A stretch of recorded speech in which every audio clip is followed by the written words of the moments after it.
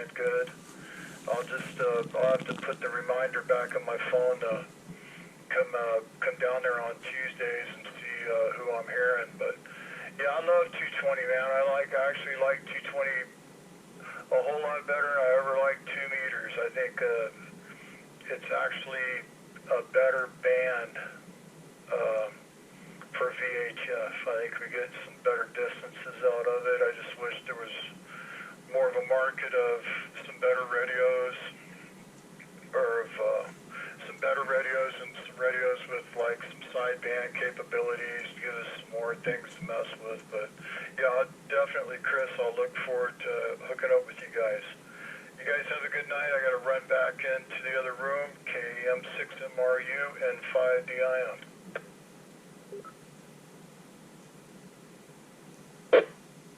Roger that, Tony. Yeah, great to hear you. And once again, good signal. Have a good evening. And yeah, very cool, Fred. Good call on that. Anything else there, Fred? W1FRD? Yeah, well, I knew that Tony had that beam, and we've talked many times on 220, so I had his number in my phone, so I gave him a quick text. That usually works with people that I got the number for. And yeah, what's new with me is DMR and Fusion. I got a Pi-Star hotspot built, and I've been enjoying doing that. I'm curious what DMR talk groups you like to use. Well, in the radio, I got worldwide 91, and then nationwide 3100, and 3106 is the California one. And I talk on those, and then I got the TAC 310, 311, 312, and something else. I'm not sure. No worries. The only one that I kind of regularly check in on is there's the Ham Radio Crash Course does one on I believe it's Thursday night, and you know you can talk to those people, and you get people all over the country, and then Josh usually gets on and says hi, so that's kind of cool. And then yeah, I've heard the Anarchy DMR, which they're kind of in the East Bay and South Bay, and they have a talk group as well. I've thought about it for Benicia, but we've done it a few times using my DMR ID, but Brandmeister isn't giving out DMR IDs to anybody who doesn't have a repeater right now, and we don't have a DMR repeater, so there you go. K6XSS. All right, Greg. Well, good to hear all that. Yeah, I should investigate on a little more different talk groups. Yeah, pretty much America Link on Fusion, and then sometimes I get on Alabama Link.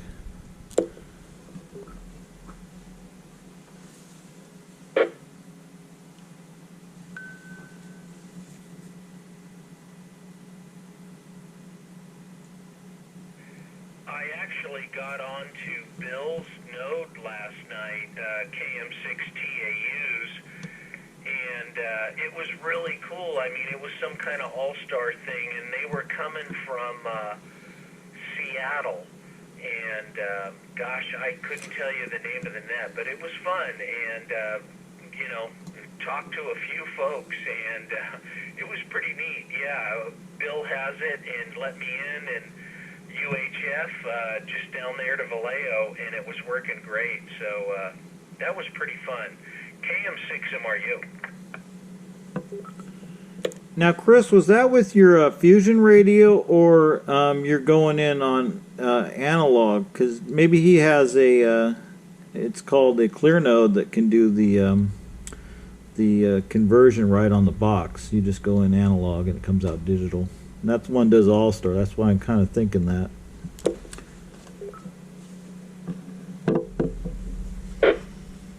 Roger that. I don't think it is the clear node. That one was, we were talking about it and kind of pricey. He has a Pi-Star connected to some other thing, and to be honest with you, we'll have to get him on the air and figure out exactly how he did it. Because, oh, to answer your question, No, I'm just getting in analog UHF and using the Kenwood. And, you know, he has something going on at his house, and I was able to get in analog over.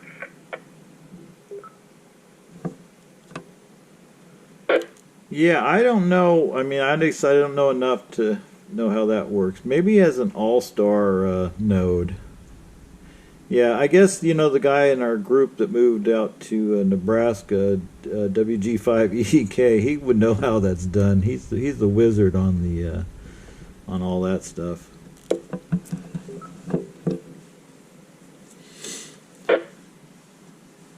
Roger that. I remember EEK. Yeah, definitely. And you're right. I think it is an all-star node because he was mentioning he had to register it and all this jazz. But anyway, I'll try to get more particulars. I have, and I'm going to try to do something with it. I have a Raspberry Pi 2, just, you know, nothing else connected to it, and I'm going to try to do something with that. But anyway, very good. Real quick, anybody else want to jump in here and say anything?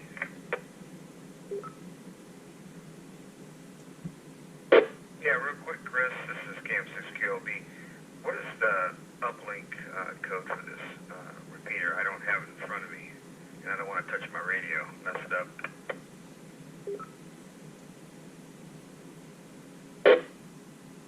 Yeah, copy that, Vince. Stand by. I have it here. If anybody has it quicker, give it out. But I do have it. I got to look. But KM6MRU. Vince, are you referring to the tone is 85.4?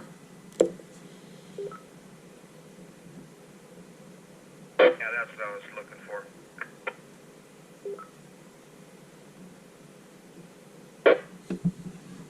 Thank you, Fred. Appreciate it.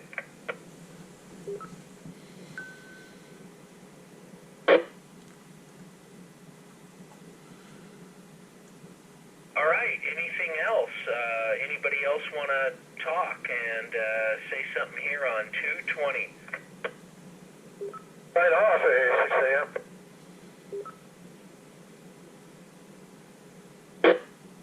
Yeah, go ahead, Art. This is KM6MRU. Back to you. It's going clear. Going to move the antenna back over to the dual band radio. See ya. Very good signals on the repeater.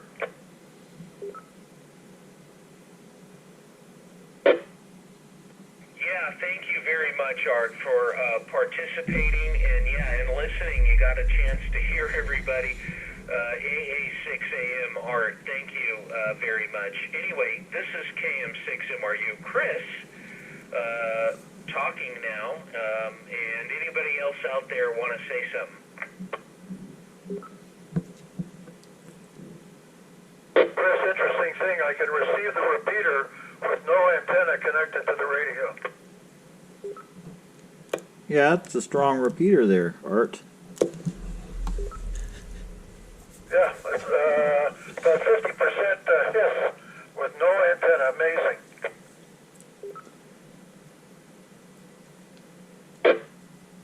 That is amazing. Well, as I have mentioned, I can certainly hit this repeater with an HT from home, probably indoors. And yeah, thanks for the use of this repeater, by the way. If anybody else is listening, it's very much appreciated. We're having fun out here. So, anything else? Yeah, Chris, we can build you a hotspot with that Pi 2.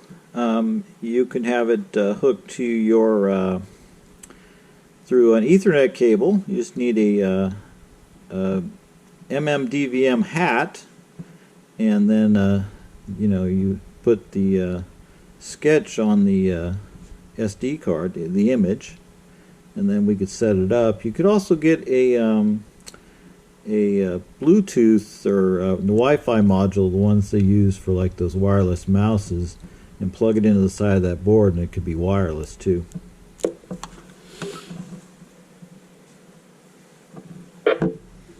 Copy that. that. Yeah, Bill was indicating, yeah, there's definitely something I can do with it. And that hat that you were mentioning, I think that's a multi-mode type deal, and that's definitely what I'd love to have. And anyway, it's a funny story. I was mentioning to my oldest daughter, hey, have you ever heard of these Raspberry Pis? I'd never heard of them. And she's like, oh, yeah, you can do all kinds of things for it. So, like Christmas 4 years ago, I've had this thing for 4 years and never have known what to do with it. But anyway, she gave me one. And, of course, back then it was they were fairly cheap, and now you can hardly find them. KM6 MRU. Yeah, you have that right, Chris. I bought one on eBay. It came today, $42 for the Pi Zero wireless, which those things sell for $10. But I needed another one, so I'm building another hotspot with that one. But yeah, if you go on Amazon, it's like Ucernic or something like that is the store name. And those MMDVM boards, he sells them for like $47, and they just plug in, and then you set it up with the software on an SD card. Pretty easy.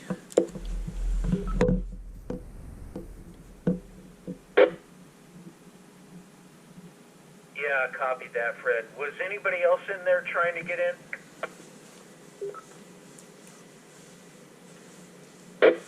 Just K6XSS here. I was just saying I have multiple older Raspberry Pis in a box that are being unused right now. But I actually have